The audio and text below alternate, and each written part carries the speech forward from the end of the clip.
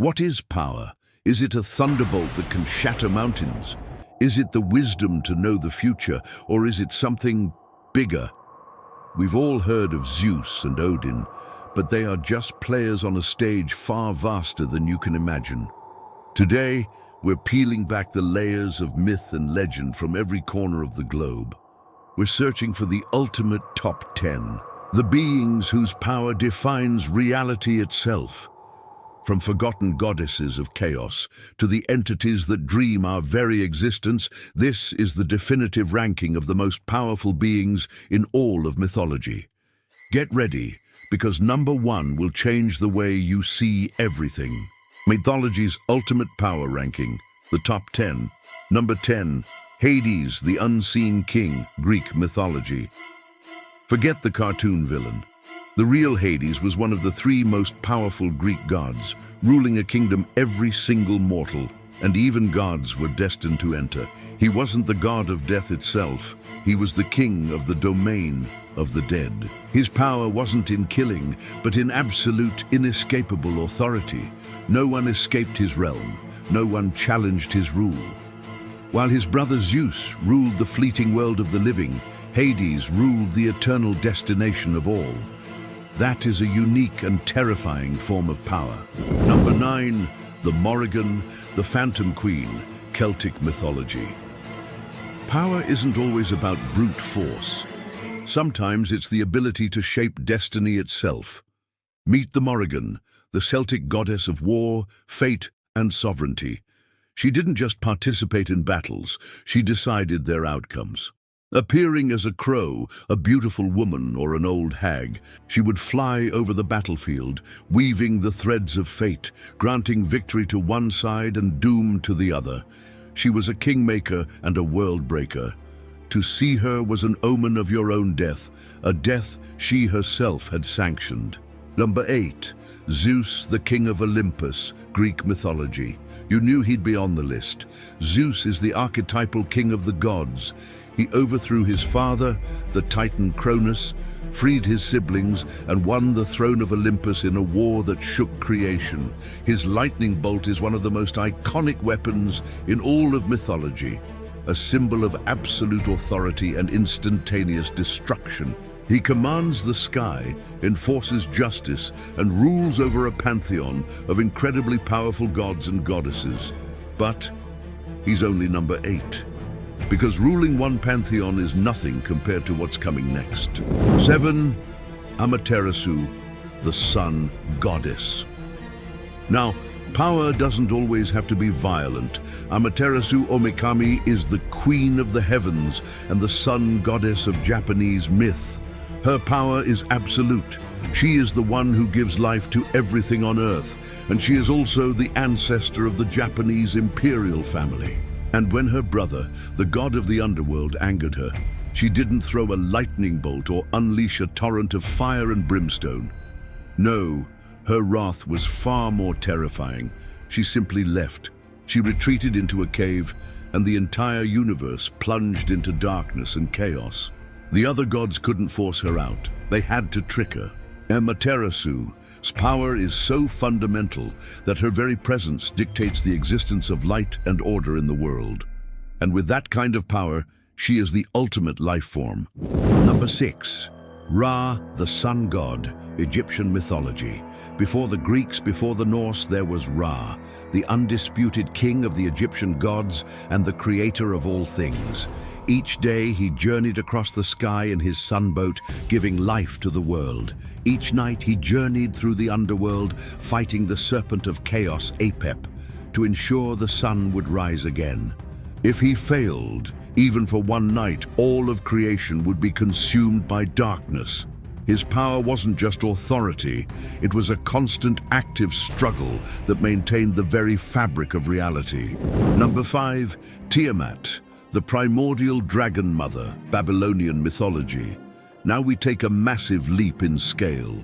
Before there were gods, there was Tiamat, the goddess of the primordial chaotic saltwater. She was creation itself. Alongside her consort, she gave birth to the first generation of gods. But when they angered her, she unleashed a fury that the new gods could not handle, spawning an army of monsters from her own being.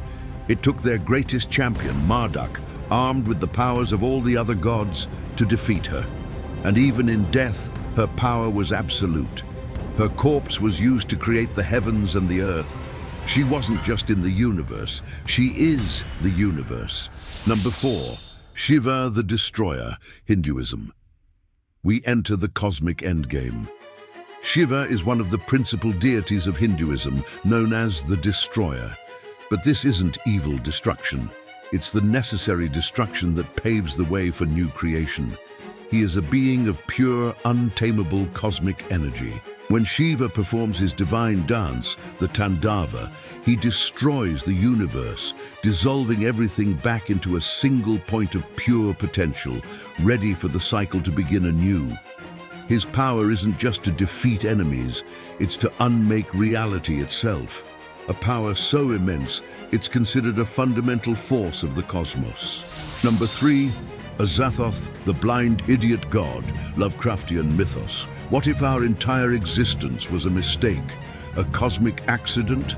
In the works of H.P. Lovecraft, at the center of all infinity, writhes Azathoth. He is not a god, he is a mindless, bubbling, chaotic force, the nuclear chaos. And our entire universe, with all its galaxies, stars, and even gods like Shiva and Tiamat, is nothing but a dream in his sleeping mind. He is kept asleep by the endless, maddening piping of lesser servitors. Because if he were to ever wake up, our reality and everything in it would simply vanish, popped like a soap bubble. He is not powerful because he acts. He is powerful because his inaction is the only thing keeping us alive. Number 2, Ananke, the Inescapable, primordial Greek mythology. What is more powerful than a king? What is more absolute than a creator? The answer, a law that even the gods cannot break. Meet Ananke, the goddess of necessity. In the beginning, before the Titans, before the Olympians, there was Ananke. She is not a goddess you pray to for favors. She is the primordial force of compulsion, inevitability, and fate. Often depicted holding a spindle, she weaves the destiny of the entire cosmos. Her decisions are final. Her path is absolute. Every mortal, every hero, every god, even the mighty Zeus, is bound by her unbreakable chains of fate. While Azathoth represents ultimate chaos, Ananke represents ultimate, inescapable order. She is the fundamental operating system of the universe, a power so final and so absolute that to defy her is to defy existence itself. But while Ananke dictates the fate of everything within reality, there is one concept that goes a step further, not just controlling reality, but being reality. Number 1, Brahman, the ultimate reality, Hinduism. We've reached the end, and the ultimate power isn't a person. It's not a monster or a king. It's a concept. In Hindu philosophy, Brahman is the ultimate, unchanging, infinite, and transcendent reality. It is the source of all being. Gods like Shiva, Vishnu, and Brahma, the creator, are not separate from Brahman. They are aspects of it. The entire universe, every life form, every thought, every single thing you can possibly imagine, is a manifestation of Brahman. It cannot be defeated because there is nothing outside of it to fight. It cannot be destroyed because it is the substance of existence itself. It is the ocean, and everything else, from Azathoth's dream to Zeus's lightning bolt, are just ripples on its surface. Brahman is the final answer. The source code of all that is, was, or ever will be. The ultimate, absolute, and undeniable power. So what do you think? Did we get it right? Is there a power we missed? A forgotten god who deserves a spot on this list? Power is a matter of perspective. Let the debate begin. Tell us your top 10 in the comments below.